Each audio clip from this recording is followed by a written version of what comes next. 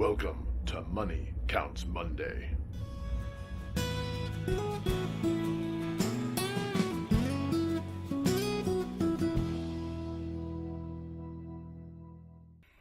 Don't forget to stay to the end for a special, never seen on YouTube event.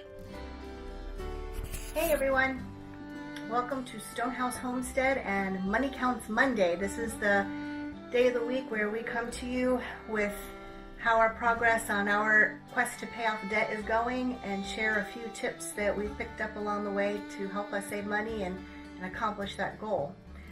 We are currently using the Dave Ramsey system, financial piece, for paying off our debt. If you've never heard of him, he has books out. Total Money Makeover is probably his most popular. That book is great. If you're interested in walking on this journey, then that's one that you'll want to check out of the library and read, maybe even buy. You can also watch the Financial Peace University videos on YouTube for free. Lots of great information, and he comes from experience. He was a millionaire.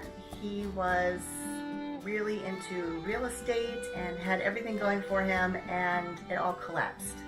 And he found himself very, very deeply in debt.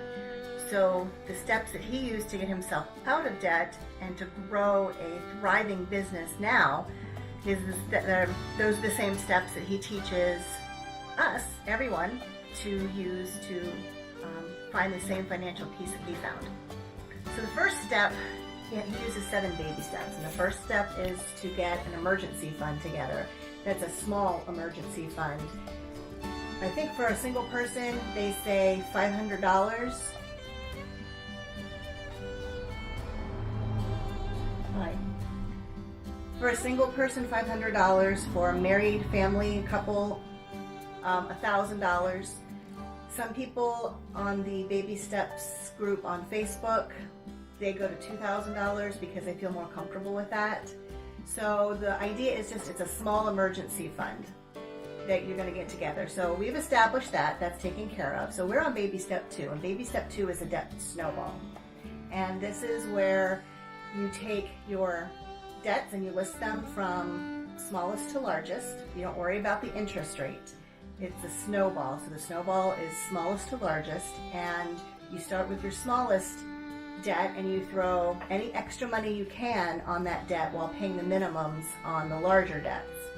And once that smallest debt is paid, then you take the payments you are putting on that and go to your next largest debt and pay that off while paying minimums on the other, and you just keep going till it snowballs till you're throwing all your money at the largest debt. Now the reason why you do it that way and not with interest is because Dave Ramsey feels that if you somebody's stealing the thunder. Dave Ramsey feels that if you try to do your largest debt first, let's just say your largest debt is also the one with the highest interest. It's going to take you a long time to pay that off, and you may lose momentum. Whereas if you're paying your smallest first, you can get those knocked out pretty quickly, and then you can feel some sense of accomplishment, and you can keep going and keep going. So that's where we are right now. We are on the debt snowball, and we are throwing all of our extra money at our smallest debt while we are paying minimums on the other debt. Then after that, there is the 3 to 6 months salary that, 3 to 6 months expenses that he recommends that you save up as your actual emergency fund. So you don't always have that small emergency fund. After you pay your debts off, then you're going to have a large emergency fund. And trust me, that is going to come in handy should, God forbid, anything happen and you need that money. It's nice to know that you don't have to worry about anything. It's there. Then after that, then you're going to, after that's all saved up, then you're going to start contributing 15% of your income toward retirement funds, and that is step number 4. So you're going to put as much money as you're allowed to, up to 15%, into your retirement funds. Number 5 is to start college funds. Now 4 and 5 and 6 are usually done simultaneously, where you're putting 15% into your retirement, 5 is saving for college and starting a college fund if you have children or have somebody that you want to help go to college. And 6 is paying off your house.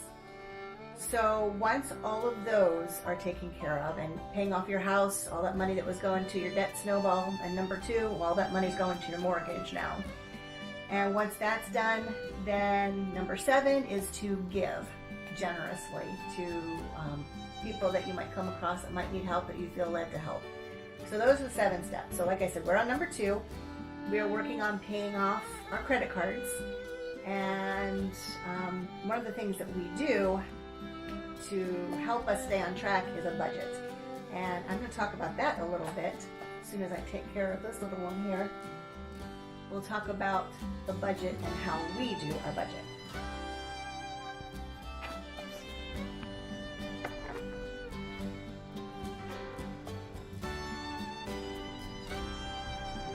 Well, she told me she still wants to just stay in the shots, so that's fine. I'm not going to argue with her. She can sit there and be a good girl. So the budget, that is a word that can strike terror in the hearts of some. Dave Ramsey says, and it's so true, usually in a couple, in a relationship, a husband and wife, one is the nerd, who is the numbers person, and they are the ones that like to figure out where all the money's going to go, and one is and they're usually a saver, and one is a free spirit who doesn't really care, just give me my money, the stuff that I need, and you know, whatever, do whatever you want kind of thing. Yes, John and I definitely, not so much anymore, but we definitely both fit that. John is more of the nerd. I'm more of the free spirit by nature. However, budgeting has really helped me become a little bit more of a nerd when I see exactly where our money is going. So what we did is we sat down and we just listed all of our expenses. We have our mortgage, our utilities, insurance, groceries, anything that we could think of that we spend money on during the month. And John went back through the bank accounts and just, you know, looked at what we spend money on so that we can make sure that we have a really good grasp on how much money is going out. And then we just sat down and we just said, okay, well, some of these are fixed. The mortgage, this is how much we have to pay. Insurance, this is how much we have to pay. And then we went through and decided how much we were going to spend on groceries, averaged out what we did spend, decided if we could cut that. Grocery money, eating out money. We decided that we want to give ourselves a treat once a week, and so we allotted a certain amount of money during the month to allow us to go out to eat.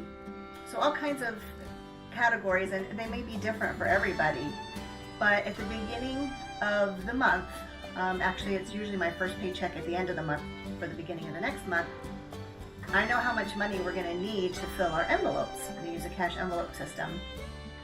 So I go to the bank with my paycheck and I hand them a little slip with how many hundreds, how many 50s, how many 20s that I need out of the check. And they give it back to me, never been an issue, and we fill our envelopes. I have 2 systems for this. First is, this is our Dave Ramsey envelope system. This is the main, this is our main book that we keep our envelope money in, and this stays in a secure location here in the house. But I've got an envelope for groceries, and this is how much money we spend on groceries a month. So the cash for groceries goes in here. We've got entertainment. We allow a little bit for that. We have our dining out. We also have clothes that we just put money into and use as we need. And some of these are what they call sinking funds, so that we know that there's a certain amount of money that we need, so we spread it out over the year. Clothing is one of those things that when we get to a certain amount in the envelope, we'll just cut it off and use that extra money to go to debts. Pet supplies, we definitely have to have a category for pet supplies and animal supplies on a homestead. Car, we have an envelope for car repairs, and any money that's not used in repairs, that's going into a fund to purchase a new car when the time comes. We allow money for car wash, we have household, we have prescriptions and medicines that I can't pay for with my health savings account, lawn and garden envelope. We've got a membership to our shooting range that we're saving to pay for. Oh, we have a gift envelope, so we can save money for gifts. This would include throughout the year birthdays, anniversaries, weddings, and Christmas. Christmas comes the same time every year, so we know it's coming. Then we also have some household things that we have to pay for every year, and then veterinary care. So these are the main envelopes that we have. They're going to be different for everybody's needs. Like, we don't have children, so we don't need an envelope for children's whatever, diapers or whatever. Then, what I've decided to do for me, to help me, is that I have this is a coupon organizer. And instead of coupons, I've got these labeled for the different categories, so that my grocery money for the month I'm going to take out and I'm going to put in the grocery category. Our eating out money, spending money, we allow a little bit of money for each other. Dave Ramsey definitely recommends spending money a little bit, even if it's $20 a month that you can just spend and not have to account to the other person for. Groceries, eating out, pet stuff, household, car, everything, so that when I'm out and about, I'm not mixing up the money. I was tending to do that when I didn't have this organizer in my purse, and I didn't want to carry all the money with me all the time. So this comes in handy here to help keep the money organized, and then I just fill it as I need to each week. So that's where we are right now, working on paying off our smallest credit card. So at the end of the month, we can give you an idea of how much of a percentage of that credit card we've paid off this month. And I don't know, is there anything else that we should share with them, John, about this?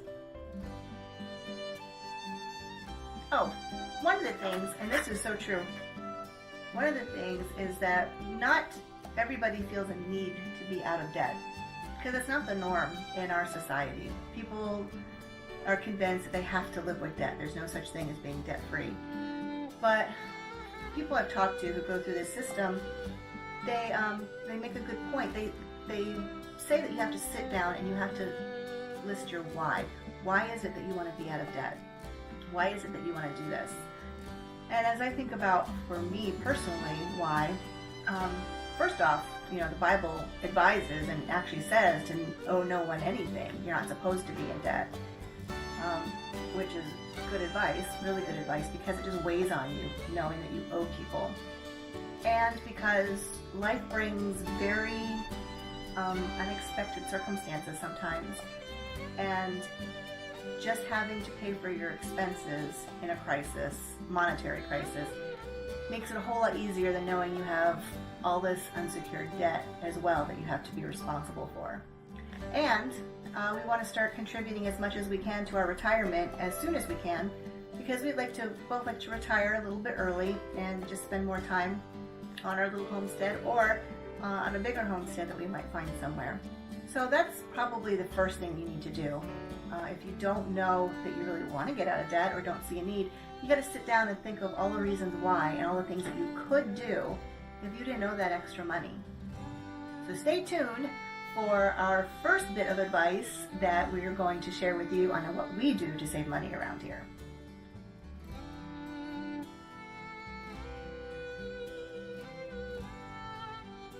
Keep the temperature down. That's right.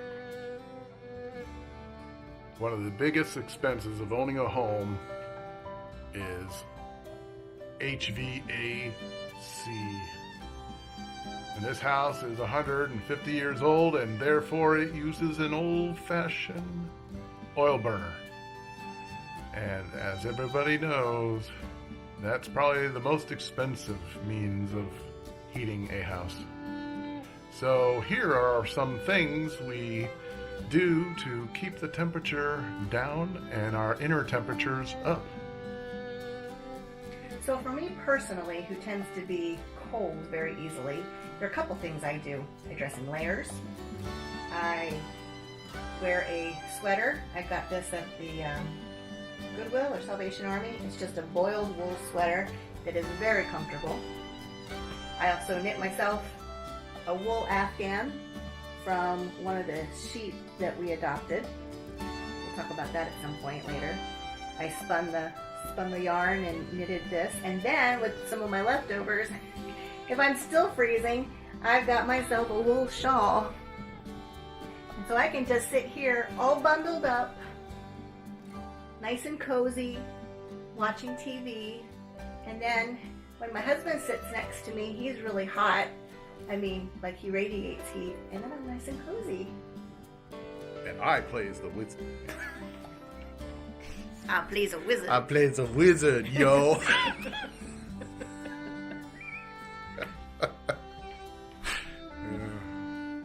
I don't get much sleep. I play the wizard.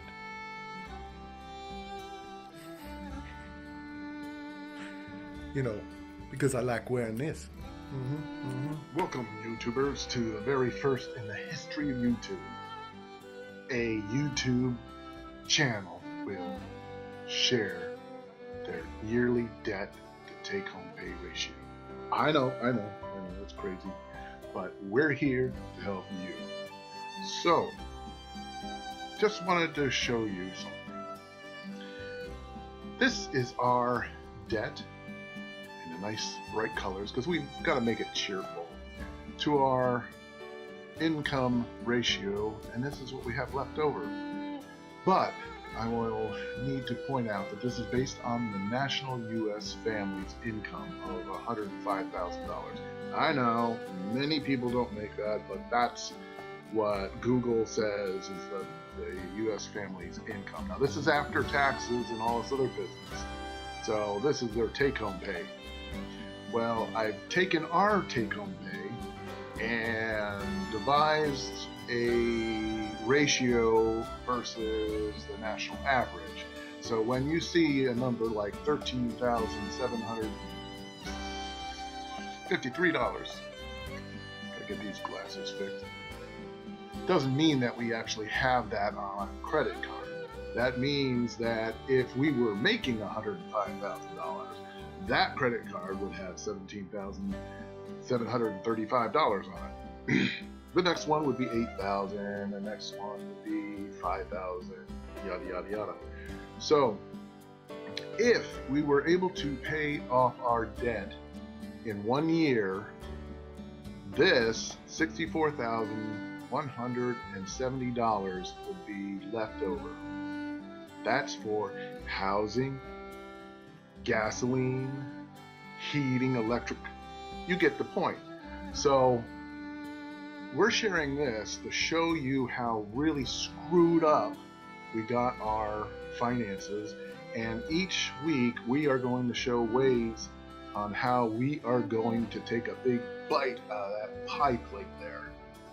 So we call it our credit card debt clock. You know how they have the national debt clock? Well, this is our family debt clock. So our goal is to get this down as soon as possible, and hopefully it'll encourage you to reduce your debt as well. That's it. Simple as pie. So we hope this advice that we have shared with you today has helped you a little bit, or maybe given you something to think about. If it has, or if you've liked what you've seen, we ask that you hit the like button and also hit subscribe so you can get all of our money saving tips coming up, and you can walk through this journey with us, and maybe we can find some support in each other to get our debt paid off. We also are on Twitter, Instagram, and Facebook, as well as, of course, YouTube. So until the next video, we will see you again on the homestead, probably Wednesday.